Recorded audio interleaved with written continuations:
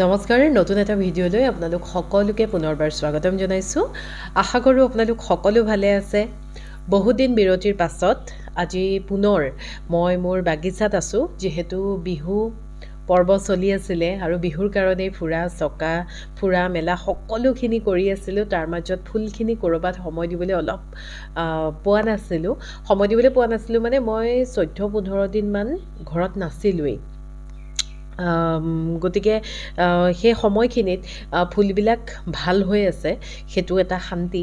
কিন্তু টাববিলাক একেবাৰে শুকাই থকা আপোনালোকে দেখিছেই। একো নাই, সেইটো একেবাৰে নিয়মিত কথা। যোৱাৰ আগত মই একদম ভৰ্তিকৈ পানী দিছিলোঁ, কিন্তু যিহেতু এটা দীঘলীয়া সময় 14-15 দিন, আৰু সেই সময়খিনিত এওঁ মাজে মাজে পানী দিয়ে। তাৰ বাহিৰে টাববিলাক যদিও শুকাই আছে, পাতবিলাক যদিও পকিছে, কিন্তু গ্ৰ'থটো ৰৈ যোৱা নাই প্লাণ্টবিলাকৰ। যিহেতু এতিয়া এই প্লাণ্টবিলাকৰ বঢ়াৰ সময়, বাৰিষাৰ সময়খিনি, বৰষুণৰ সময়খিনিত ফিল'ডেণ্ড্ৰনৰ যিসমূহ প্ৰজাতি থাকে, সেই প্ৰজাতিবিলাক খুব ধুনীয়াকৈ বাঢ়ে। সেইকাৰণে বিশেষ কোনো চিন্তা কৰিব লগা ধৰণৰ সমস্যা হোৱা নাই। কিন্তু অকণমান টাববিলাক শুকাই আছে, পাতবোৰ পকিছে, সেইটো আৰু প্ৰাকৃতিক কথা, সেইটো হ'বই বাৰু। আৰু তাৰ লগতে ৰ'দটো বহুত বেছি চোকা হৈ যায় কোনোবা দিনা। সেইকাৰণে এই যিজোপা মোৰ ব্লেক কাৰ্ডিনেল, এইজোপা চাওক, এইজোপাৰ খালি পাত একদম জ্বলি গ'ল। এইজোপাৰ গ্ৰ'থটো এনেও শ্ল', আৰু সেইকাৰণে কি হয়, মানে পাতটো খুব কম ওলায়, আৰু যিখিলা পাত ওলাইছে সেই পাতখিলাও জ্বলি গৈছে। সেইটো দেখি পেলাইহে অকণমান মনটো বেয়া লাগিছে বাৰু। একো নাই, আকৌ মানে ঠিক হৈ যাব। আৰু বৰষুণ যিহেতু মোৰ এই ঠাইখিনিত নপৰে, বৰষুণ পৰি থকা হ'লেও ইমান সমস্যা নহ'লহেঁতেন। গতিকে অকণমান আজিৰে পৰা সম্পূৰ্ণৰূপে ফুলখিনিত সময় দিব পৰাকৈ মই আজৰি হৈছোঁ। ফুৰা চকা, বিহু, সেই সকলোবিলাক মানে শেষ হ'ল, আৰু এতিয়া শেষ হ'ল। বিহু মাৰিলোঁ, অলপমান নাচিলোঁ, ফূৰ্তি কৰিলোঁ। গতিকে এতিয়াৰ পৰা এই ফুলখিনিক সময় দিম। চিজিয়ামজোপাৰ ৰংটো মাজতে মোৰ একেবাৰে নোহোৱা হৈ গৈছিলে, এতিয়া চিজিয়ামত ৰং আহিছে। আৰু ভাল লগা কথাটো কি জানেনে, মই এই বিহুৰ আগতে লগাইছিলোঁ, এই কাটিংখিনি লগাইছিলোঁ পিংক লেডিৰ। একদম অকণ 2-3 পাতৰ আগবিলাক মানে কাটি মই লগাইছিলোঁ, আৰু খুব ধুনীয়াকৈ এতিয়া পুলিকেইটা হৈ গৈছে। এইটো এটা ভগা কাপ আছিলে, কাপটোত ৰুইছিলোঁ পিংক লেডি এটা। তাৰপাছত এইটো এটা, এই ক'লা পটত থকাটো বৰ ধুনীয়া হৈছে, মানে গোটেই পটটোতে চাৰিওফালে মই ৰুই দিছিলোঁ। আৰু বেছি জোপোহা যেতিয়া হৈ যাব তেতিয়া ভাল লাগিব। একেবাৰে সহজ ইয়াৰ কাটিং প্ৰস্তুত কৰিবলৈ। আৰু যদি আমি একদম সম্পূৰ্ণ ৰ'দ পৰাকৈ ৰাখোঁ, তেতিয়াহ'লে ইয়াৰ ৰংটো খুব ধুনীয়া হয়, এনেকুৱা উজ্জ্বল হৈ পৰে। যদিহে আকৌ ছাঁ ঠাইত ৰাখোঁ, তেতিয়াহ'লে কিন্তু ইয়াৰ ৰংটো সেউজীয়া হৈ থাকে। মোৰ তেনেকুৱা কেইবাটাও আগতে সেউজীয়া হৈ থাকিলে, সেইকাৰণে মই এতিয়া ইয়াত একেবাৰে ৰ'দ পোৱাকৈয়ে ৰাখি থৈ গৈছিলোঁ ইয়াক, যেতিয়া মানে মই ফুৰিবলৈ ওলাই গৈছিলোঁ তেতিয়া। তাৰপিছতে এইজোপা এপ্ৰিল ফুলজোপা আপোনালোকক ফুলি থাকোঁতে দেখুৱাইছিলোঁ। এতিয়া ইয়াৰ মানে ফুলি শেষ হ'ল, এইকেইডাল কাটি দিব লাগিব। অকণমান কাম কিছুমান আছে, সেই কামখিনি আজিৰ পৰা কৰিম। কালাডিয়াম চাওক, এই পাতটো যে মোৰ হাতখনতকৈও ডাঙৰ, ইমান ধুনীয়া হৈছে ইয়াৰ পাতৰ যিটো আকাৰ। এইটো মই আপোনালোকক ইয়াৰ আগত যিটো কালাডিয়ামৰ ভিডিঅ' দিছিলোঁ, তাত দেখুৱাবলৈ ওলোৱা নাছিলে, এতিয়া ওলালে খুব ধুনীয়াকৈ। আৰু বাকী পাতবিলাকো এইটোত চাওক, বগাত ৰঙা ফুটটো খুব ধুনীয়া হৈ গৈছে। আৰু এই টাবটোত কমেও 3-4টামান প্ৰজাতি একেলগে সোমাই আছে। এইখিনিও এতিয়া মানে পাতবিলাক আপোনালোকক মই ইয়াৰ আগৰ যিটো ভিডিঅ' কালাডিয়ামৰ কৰিছিলোঁ, সেই ভিডিঅ'টো কৰাতকৈ এতিয়া বহুত ধুনীয়া হৈ গ'ল পাতবিলাকো। গতিকে এইখিনিকো অকণমান চিজিলকৈ থ'ব লাগিব, যিহেতু এতিয়া থেপা পাতি আছে। পাত মানে প্ৰত্যেকটো প্ৰজাতিৰে পাতৰ যিটো সৌন্দৰ্য, সেই সৌন্দৰ্যটো ভিৰৰ মাজত ক'ৰবাত লুকাই আছে। সেইকাৰণে এই সকলোখিনি মই এতিয়াৰ পৰা লাহে লাহে ইহঁতক সময় দিবলৈ আৰম্ভ কৰিম।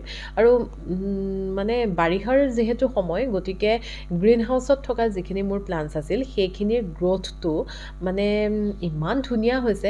আৰু এনেও আমি আমাৰ প্লাণ্টবিলাক যেতিয়া কেইবাদিনৰ পাছত দেখোঁ, তেতিয়া মানে এনেও অকণমান ডাঙৰ হোৱা নিচিনা লাগিয়েই যায়।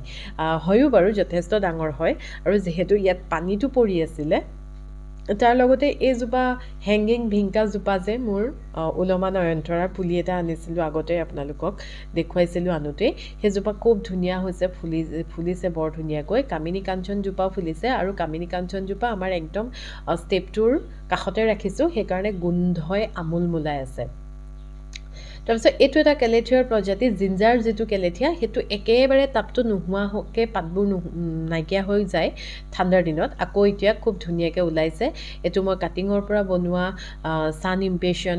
তাৰপিছত এইয়া বিগনীয়া ফুলি আছে খুব ধুনীয়াকৈ, বিগনীয়াখিনিও বৰ ধুনীয়াকৈ ফুলি আছে। আৰু বৰষুণটো যিহেতু পাই আছে সেইকাৰণে মোৰ এই মুখতে থকা যিখিনি মোৰ প্লাণ্ট, সেই প্লাণ্টখিনিয়ে বৰষুণ খুব ধুনীয়াকৈ পায়। কিন্তু সেই পিছৰ শাৰীৰ ফালে যিখিনি টাব আছে সেই টাবখিনিয়ে নাপায়। গতিকে এই মুখতে থকা প্লাণ্টছখিনিক লৈ মোৰ ইমান চিন্তা নাই। বাকী বাৰু মোৰ এগ্লনিমাৰ পৰা আদি কৰি সকলোখিনি ভালেই হৈ আছে। ফাৰ্ণবিলাকো এতিয়াতো ফাৰ্ণবিলাক বৰ ধুনীয়া হৈছে। মানে আৰু এই টাবখিনিত অকণমান পানীটো কম হৈ আছিলে, মই এতিয়া দি দিলোঁ অহাৰ পাছত। আৰু এই ক্ৰটনজোপাৰ ৰংটো চাওকচোন, মানে ইমান ধুনীয়া লাগিছে নহয়নে বাৰু। বাকী মোৰ এইখিনি পুলিখিনি মানে ফুলখিনি আৰু ভাল হৈ আছে। পাৰ্চিয়ান চিল্ড এজোপা, ইয়াৰ ৰংটো খুব ধুনীয়া হৈছে।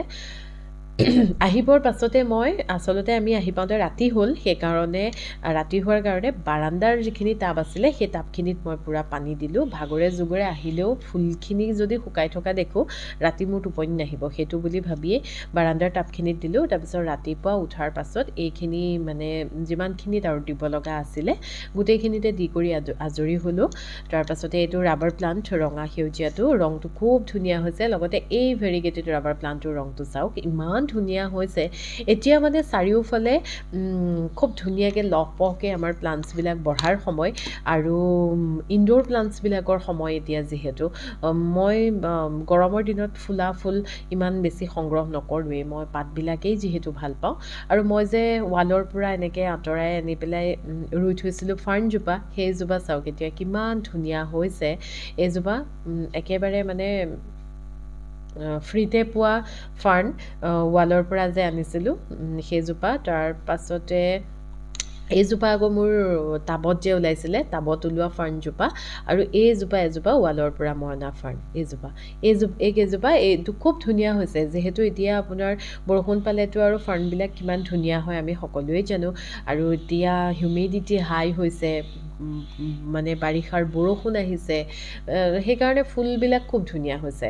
তাৰ লগতে ফুলো ফুলি আছে দুই এপাহ। এইজোপা লেণ্টাৰ্ণ হিবিস্কাছ, ইয়াৰ ফুলৰ পাহিৰ যিটো মানে ৰং ইমান মৰম লগা। মোৰ ওচৰত হালধীয়া এজোপা আছে, আপোনালোকক আগতে দেখুৱাইছিলোঁ। তাৰপাছতে এইজোপা জবাত চাওক, কেইবাটাও কলি আহিছে। বাকী জবাখিনি খালি মিলিবাগ লাগি আছে, সেইখিনিক মই অকণমান ট্ৰিটমেণ্ট এটা দিব লাগিব। মোৰ হালধীয়া ৰঙৰ হিবিস্কাছ যিজোপা লেণ্টাৰ্ণ, এইজোপা ইয়াত মই মাটিত দি থৈছোঁ যে, আৰু খুব ধুনীয়া হৈছে। আৰু মাটিত দিলে এইটোৱেই ভাল, ৰোৱা কেইদিন হৈছিলে কিন্তু ইমান ধুনীয়াকৈ ডাঙৰ হৈছে আৰু ফুলে ভৰ্তি হৈ আছে। টাবত দিলে কিন্তু আমি ইমানখিনি ফুল একেলগে হয়তো নাপাম, আৰু চাইজটোও ইমান ডাঙৰ নহ'লহেঁতেন ফুলজোপাৰ। মাটিত দিয়াৰ কাৰণে তাৰ গ্ৰ'থটো খুব ধুনীয়া হৈছে। মাটিত যিকোনো ফুলেই খুব ধুনীয়া হয়, খালি মোৰ অকণমান মানে মাটিত ৰুবলৈ জেগাটো ইমান নাই কাৰণেহে মই ফুলবোৰ মাটিত নিদিওঁ, নহ'লেতো মই পৰাপক্ষত মাটিতেই দিলোঁ হয়। তাৰ লগতে একেবাৰে গেটৰ সন্মুখত দেৱদাৰুজোপাৰ কাষতে মই এইজোপা দি থৈছোঁ। গতিকে এতিয়া মানে বাৰিষাৰ সময়, বৰষুণৰ সময় আৰু হিউমিডিটি হাই, বিশেষকৈ অসমৰ হিউমিডিটি ইমান ধুনীয়া প্ৰত্যেকজোপা গছৰ কাৰণে। গতিকে এতিয়া ফুলবিলাক ভাল হ'ব। আকৌ পৰৱৰ্তী সময়ত মই যেতিয়া ফুৰিবলৈ গৈছিলোঁ, ফুৰিবলৈ যাওঁতে ৰোড ছাইড নাৰ্চাৰীবিলাক পাওঁ যে, তাৰ পৰা মই বিভিন্ন প্ৰজাতিৰ প্লাণ্ট সংগ্ৰহো কৰিছোঁ। সেইখিনি লৈ পুনৰ আহি আছোঁ। আজিলৈ আহিছোঁ, ধন্যবাদ।